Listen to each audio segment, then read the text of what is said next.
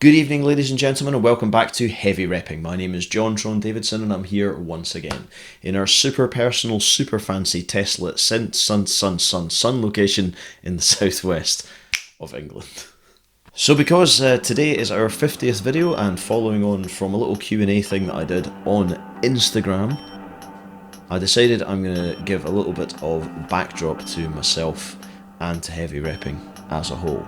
Before we get started today though, a big shout out to Franken at Chicken Picks for sorting me out with this fabulous Chicken Picks t-shirt. Eppo has been making guitar picks for the longest time, and his stuff is super good. In fact, I'd be very surprised if you're on this channel and haven't heard of him, but what you might not know is that he was the very first person that I interviewed for Heavy Repping. So Eppo, thank you all.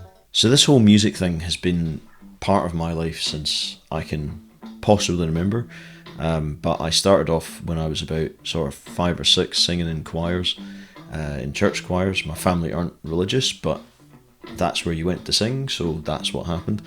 I got a couple of medals for sight reading, Bishop's Chorister medals for sight reading while I was in choirs.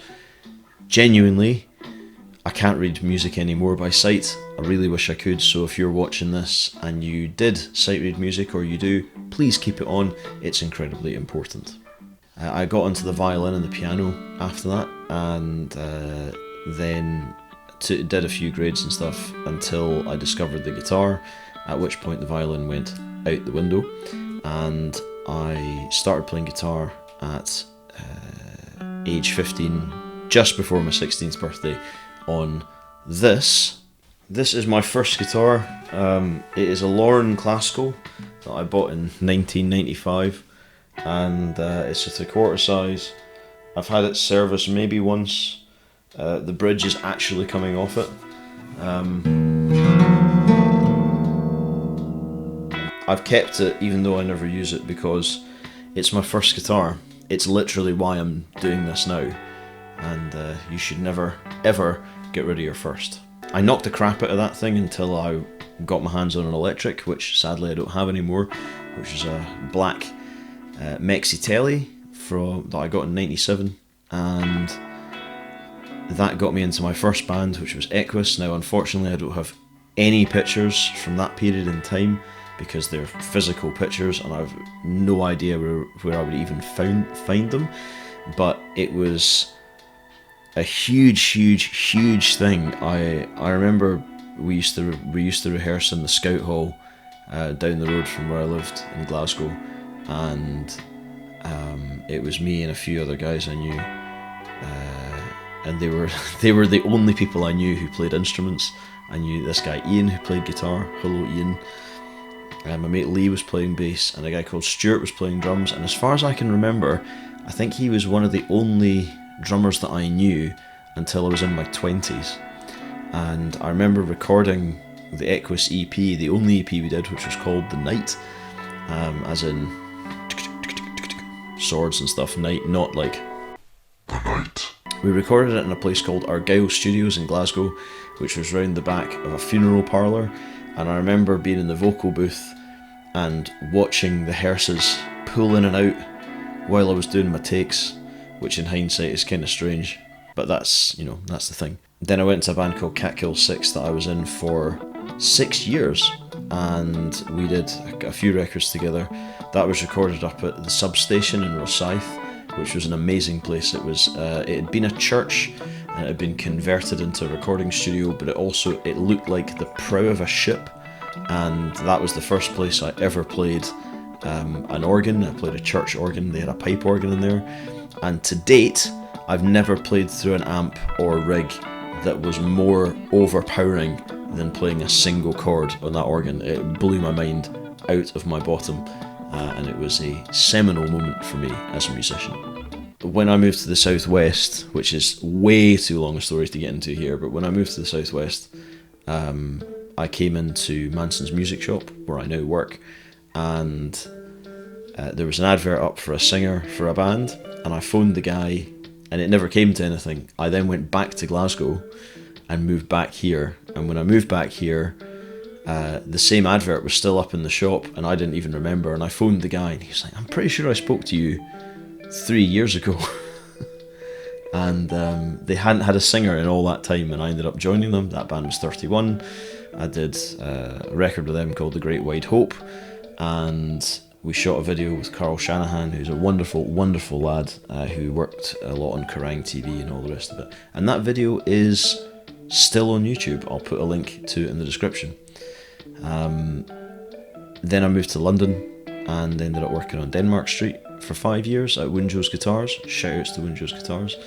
And while I was there, I played in Conundrum In Deed, which was a prog band with my mate Michael. And then when the singer left, we did 2 albums together, which are available somewhere. And then I ended up joining Strange Deeds with him, which was Conundrum In Deed without the singer, because he went around the world. And we did 9 records together, and it was all improvised. And that was a really important time for me. I learned a lot about myself as a player, going in with 2 people you really just trust musically, and playing. There was no preconception of how it was meant to be, and it was about this time that I really got into the pick thing. So we did 1 gig, which was 40 minutes of completely improvised music, and it's still one of my favourite moments in life to this day. Around this time I also started doing Blacktron One solo. I'd started doing Blacktron One as a noise project when I was in Glasgow, while I was still in Cat Kill 6, but it didn't come into the live arena until I moved to London, and I did loads, and I can't even remember how many shows I did with it, because there's actually a place for that in a city like that size. And all of the music you hear in the background of these videos is the sort of stuff that I did as Blacktron One, albeit a slightly more melodically inclined, less Hoover recording-y situation. I did record a Hoover with an SM58 going through a whole bunch of pedals once, with 2 guitars feeding back on my front and back, with the mic in the Hoover. That was a good day. After London, I ended up moving back to the southwest. I just couldn't take it anymore, and moved back here, and then went to New Zealand for a couple of months. And while I was in New Zealand, I got some Dragon's Heart picks, and I'd had Gravity and V picks before, but the Dragon's Heart thing was a new thing, and I started posting little videos of that to Instagram, which is a platform I'd never really used previously. And I was absolutely nobody back then, but I got a little bit of feedback about it, and that made me think, well, maybe other people might be interested in this. So if we fast forward to now, lots of music journalism and weird jobs later, that is heavy repping, basically. That is how this whole thing came to be, just because I started to get interested in something, and share that interest with other people. If I may be serious for a moment, I always found that a lot of the stuff that I was interested in wasn't especially interesting to other people, but I've tried to make up for that feeling by getting carried away in it myself and being enthused about it myself. And heavy repping is the one thing that I've done that really is genuinely of interest to me, that other people have taken an interest in, and it's something I never ever forget when I'm talking to you guys in the Plectraverse, or when I'm writing content or anything like that. So, you know, thanks very much for actually caring about what I do. It makes an enormous difference. So I hope you've enjoyed this little whistle-stop tour of the rep and a very brief summation of my existence up until this time. If you've got any questions, feel free to ask them in the comments, or you can hit me up at Heavy Repping on Instagram. I'll be back next week with more joyful information from the Plectraverse, but in the meantime, I hope you have a wonderful week. My name is John Davidson. This is Heavy Repping, and I shall see you soon. So just remember, if you're not sure what to do in life, rep hard and rep heavy.